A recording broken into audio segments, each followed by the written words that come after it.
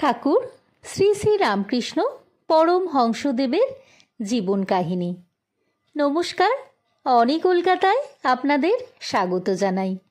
ক্ষুদিরাম চট্টোপাধ্যায় তার ছেলে রামকুমার ও কন্যা কাত্যায়নীর জন্মের পর তাকে গ্রাম ত্যাগ করতে হয়, কারণ গ্রামের জমিদার একটি আসামির বিরুদ্ধে মিথ্যা মামলায় সাক্ষ্য দিতে অস্বীকার করায় তাকে গ্রাম ত্যাগ করতে হয় এবং কামারপুকুরে এসে বসবাস শুরু করেন।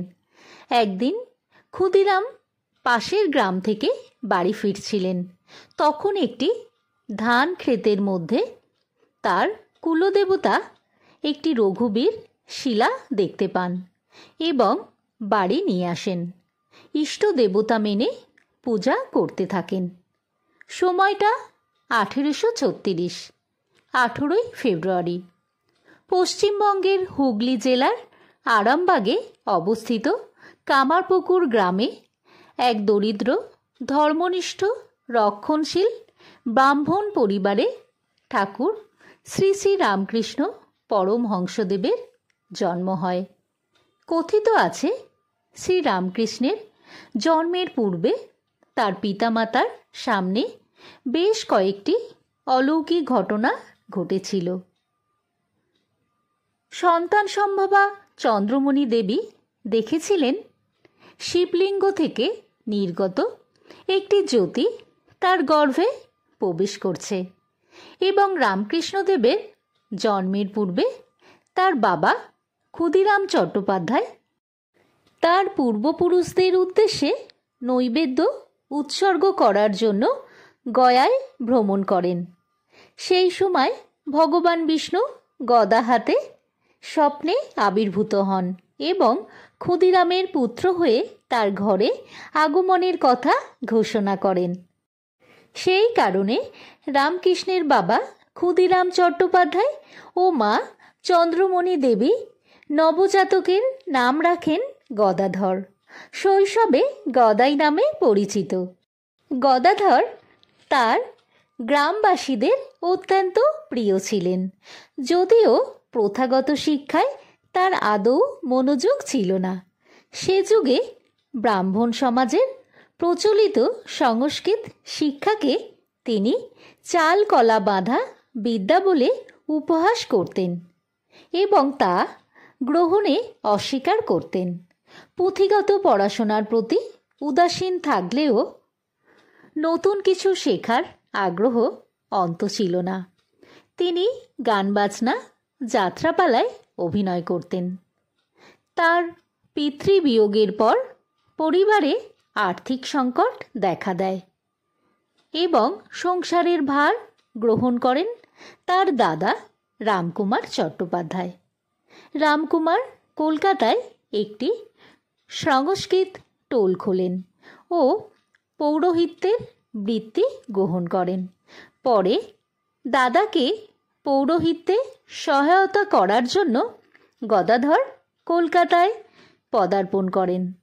কলকাতায় এক ধনী জমিদার পত্নী রানী রাসমণি দক্ষিণেশ্বর কালী মন্দির প্রতিষ্ঠা করলে রামকুমার সেই মন্দিরের প্রধান পুরোহিতের পদ গ্রহণ করেন।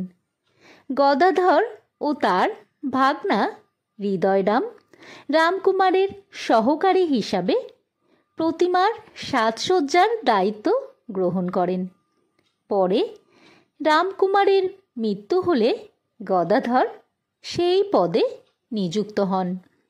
মন্দিরের উত্তর পশ্চিম আঙিনায় তাকে একটি ঘর দেয়া হয়। এই ঘরেই তিনি অতিবাহিত করেন তার অবশিষ্ট জীবন। কথিত আছে, রানী রাসমণির জামাই মথুরামোহন বিশ্বাস তিনি গদাধরকে রামকৃষ্ণ নামটি দিয়েছিলেন।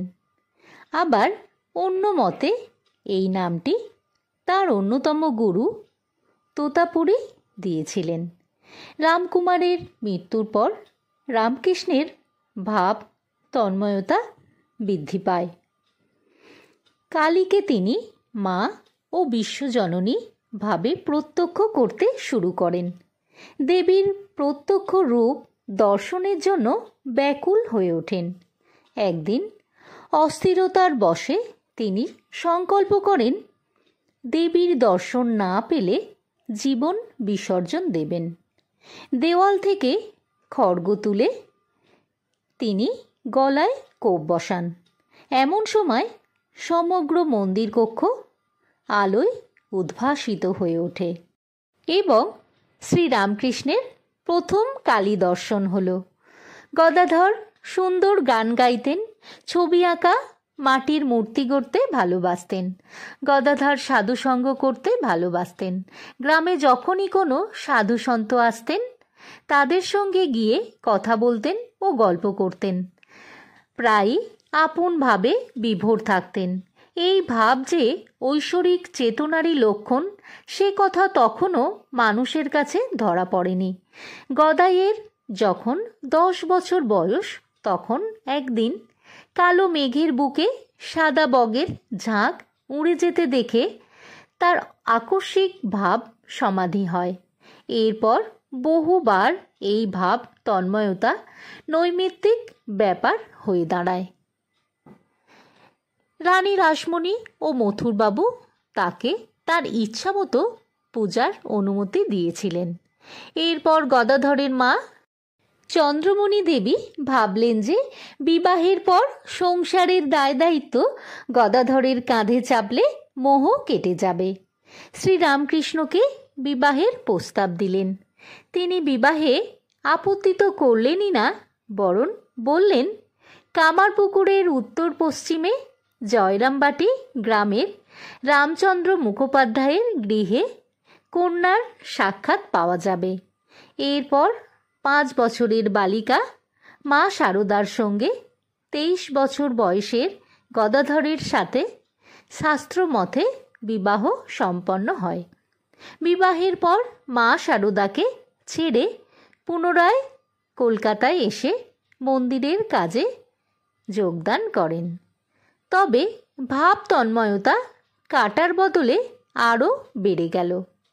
সোনা ও রূপার মুদ্রাকে মাটির ঢেলার সঙ্গে মিশিয়ে তিনি বলতেন টাকা মাটি, মাটি টাকা, এবং টাকাকে অপ্রয়োজনীয় ভেবে গঙ্গায় নিক্ষেপ করতেন।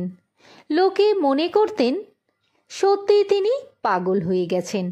তিনি এতটাই সংবেদনশীল হয়ে উঠেছিলেন যে ঘুমন্ত অবস্থায় কেউ মুদ্রা স্পর্শ করলে তার শরীর তীব্র জ্বালা করতে থাকে। ফলে মন্দিরের কাজকর্ম তার পক্ষে অসম্ভব হয়ে উঠল। কামারপুকুরে গুজব রটে যায় দক্ষিণেশ্বরে শ্রীরামকৃষ্ণ পাগল হয়ে গেছেন। এই কথা শুনে মা শারদা দেবী দক্ষিণেশ্বরে ছুটে আসেন। এরপর শ্রীরামকৃষ্ণ ষোড়শী পূজার আয়োজন করেন। এই পূজায় তিনি শারদা দেবীকে মাকে দেবী কালীর পিঠে বসিয়ে পুষ্প ও ধূপ দিয়ে পূজা সম্পাদন করেন। শ্রীরামকৃষ্ণ বলতেন তিনি নারী মাত্রই জগজ্জননী রূপে দর্শন করেন, তার স্ত্রী ও তার ব্যতিক্রম নয়। স্বামী বিবেকানন্দ ছিলেন রামকৃষ্ণ পরমহংসদেবের প্রধান শিষ্য। শ্রীরামকৃষ্ণের শিষ্যদের মধ্যে অনেকেই ছিলেন উচ্চ শিক্ষিত, কেউ আবার ছিলেন একান্তই নাস্তিক। কিন্তু পরে শ্রীরামকৃষ্ণের উপদেশে এদের সকলের মধ্যে গভীর প্রভাব বিস্তার করে এবং অনুরাগী ভক্তে পরিণত হয়। তার প্রধান শিষ্যর মধ্যে স্বামী বিবেকানন্দ, গিরিশচন্দ্র ঘোষ, মহেন্দ্রনাথ দত্ত, এছাড়াও আরও অনেকে। এছাড়া কিছু নারী ভক্তরাও শিষ্যত্ব গ্রহণ করেন। তাদের মধ্যে গৌরীমা, যোগিনী মা উল্লেখযোগ্য। তার খ্যাতি চারিদিকে ছড়িয়ে পড়ল। আবাল বৃদ্ধ বনিতা ঠাকুরের কাছে আসতে লাগলেন। সকল জাতি, ধর্ম, বর্ণ মানুষ, মহারাজ, ভিখারি, পণ্ডিত, শিল্পী, ভক্ত, খ্রিস্টান, মুসলমান সকলে। রামকৃষ্ণদেব ঘোষণা করেছিলেন যত্র জীব তত্র শিব, যেখানেই জীব আছে সেখানেই শিব আছেন। তিনি তার শিষ্যদের শিক্ষা দিতেন জীবে দয়া নয়, শিবজ্ঞানে জীব সেবা। এবার ভৈরবী ব্রাহ্মণী ও তন্ত্র সাধনা। ভৈরবী ব্রাহ্মণী নামে এক যোগিনী দক্ষিণেশ্বরে উপস্থিত হন। তার নাম যোগেশ্বরী। ভৈরবী মা তাকে পথ দেখালেন তন্ত্রমতে সাধনা করার। ভৈরবী মা শ্রীরামকৃষ্ণকে কুমারী পূজার শিক্ষা দেন। ভৈরবী মাই সেই ব্যক্তি যিনি শ্রীরামকৃষ্ণকে অবতার বলে ঘোষণা করেছিলেন। ভৈরবী মা দক্ষিণেশ্বরে রামকৃষ্ণ দেবের কাছে এসে বললেন, আমি কবে থেকে তোমায় খুঁজে বেড়াচ্ছি। গদাধর বললেন, আমায় খুঁজে বেড়াচ্ছ কেন মা? আমার কথা তুমি কি করে জানলে? ভৈরবী মা বললেন, জগৎজননী মহামায়া জানিয়ে দিলেন। তাই নাকি? বাহ বাহ, বেশ বেশ। লোকে আমায় পাগল বলে। ভৈরবী মা বললেন, কে তোমায় পাগল বলে? একে বলে মহাভাব, আধ্যাত্মিক মহাভাব। এই ভাব হয়েছিল শ্রী রাধিকার ও শ্রী চৈতন্যদেবের। এবার খ্রিস্টমতে সাধনা। শ্রীরামকৃষ্ণ বাইবেল পাঠ করতেন ও খ্রিস্টীয় মতে সাধনা করেছিলেন। একদিন শ্রীরামকৃষ্ণ মাতা মেরির কোলে যীশুখ্রিস্টের জীবন্ত দিব্য দর্শন লাভ করেছিলেন। তার ঘরে যিশুর একটি চিত্র রাখা ছিল। খ্রিস্টীয় মতে সাধনা তাকে যত মত তত পথ উপলব্ধির জগতে উন্নীত করেছিল। এবার তোতাপুরী ও বৈদান্তিক সাধনা। তোতাপুরী নামে এক পরিব্রাজক সন্ন্যাসীর কাছে শ্রীরামকৃষ্ণদেব সন্ন্যাস গ্রহণ করেন। তোতাপুরীর সহায়তায় শ্রীরামকৃষ্ণ আধ্যাত্মিক জীবনে নিমগ্ন হন। অদ্বৈত বেদান্তের নানা শিক্ষা দেন তোতাপুরী। একদিন তোতাপুরী রামকৃষ্ণদেবকে বললেন, নাও এবার ধ্যানে বসো। তোমার জীবাত্মা ও পরমাত্মা সত্যরূপে লীন হয়ে যাক। ঠাকুর চোখ বুঝলেন। কিছুক্ষণ পর রামকৃষ্ণদেব বলে উঠলেন, হ্যাঁ গো, মা এসেছেন। তোতাপুরী বললেন, বহুত আচ্ছা, বহুত আচ্ছা। এখন থাকো ধ্যানে। আমি বাইরে থেকে তালা লাগিয়ে দিলাম তোমার ঘরে। আমি পাহারায় রইলাম দরজায়। চলুক চলুক ধ্যান। এক এক করে 3 দিন কেটে গেল। দরজা তো খোলে না। দেখি তো তালা খুলে ভেতরে যাই। এ কি, এ কেমন মায়া! যেমন বসিয়ে দিয়ে গিয়েছিলুম তেমনই অটল অচল। তাজ্জব কি বাত! হাত দিয়ে দেখি নাকের কাছে, না, চেতনায় নেই, নিঃশ্বাসও পড়ছে না। তখন তিনি হাসলেন ও বললেন, সমাধি ঘটেছে। যা পেতে আমার 40 বছর লেগেছে, মাত্র 3 দিনে এ যে তাই পেয়ে গেল। জয় মা, জয় মা, বললেন তোতাপুরী। তোমার সাধনায় আশ্চর্য শক্তিতে আমি অভিভূত। এবার তোমায় দেব নতুন নাম। রামকৃষ্ণ বললেন, আমার নামও বদলে যাবে? হ্যাঁ, শুধু নাম নয়, পদবীও। তুমি তোমার আশ্চর্য সাধনার বলে এখন সম্পূর্ণ নতুন প্রাণ, নবজন্ম হয়েছে তোমার। এখন থেকে তোমার নাম হোক শ্রীরামকৃষ্ণ। আর পদবী, পদবী হল পরমহংস। রামকৃষ্ণদেব বললেন, জানি জানি, দুধে জলে মিশে থাকলেও যে জল ফেলে দুধ নিতে পারে, তাই তো? তোতাপুরি বলে উঠলেন, ঠিক ঠিক, ঠিক তাই। ঠাকুরের শেষ জীবন, সময়টা 1885। তার গলা থেকে প্রথম রক্তক্ষরণ হয়। তার নিয়মিত চিকিৎসা শুরু হয়। তিনি ক্যান্সার রোগে আক্রান্ত হন। অবস্থা সংকটজনক হলে কাশীপুরের বাগান বাড়িতে আনা হয়। চিকিৎসকেরা তাকে কথা না বলার কঠোর নির্দেশ দিয়েছিলেন।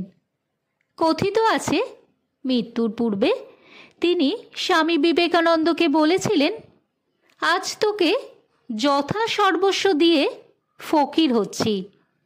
এই শক্তির সাহায্যে তুই জগতের অশেষ কল্যাণ করতে পারবি। কাজ শেষ হলে আবার স্বস্থানে ফিরে যাবি। স্বামী বিবেকানন্দ তার অবতারত্ব সম্পর্কে বলে ওঠেন, যে রাম, যে কৃষ্ণ, সেই রামকৃষ্ণ। তার শেষের দিনগুলিতে তিনি বিবেকানন্দকে ত্যাগী শিষ্যদের দেখাশোনার ভার অর্পণ করে যান। শেষ দিন, সময়টা 1886, 15ই আগস্ট, রবিবার। শ্রী শ্রী মা শারদা ঠাকুরের পদ্য রন্ধন করতেন। ঠাকুর শ্রী শ্রী রামকৃষ্ণ পায়েস খেতে চাইলেন, কিন্তু ঠাকুর বলে উঠলেন, এত খিদে যে হাঁড়ি হাঁড়ি খিচুড়ি খাই, কিন্তু মহামায়া কিছুই খেতে দিচ্ছে না। প্রায় রাত 9টা, সব শেষ। স্বামী বিবেকানন্দ বলে উঠলেন, হরি ওং তৎসৎ, হরি ওং তৎসৎ, হরি ওং তৎসৎ। ভিডিওটি ভালো লাগলে লাইক, শেয়ার ও সাবস্ক্রাইব করে দেবেন। সবাই ভালো থাকবেন।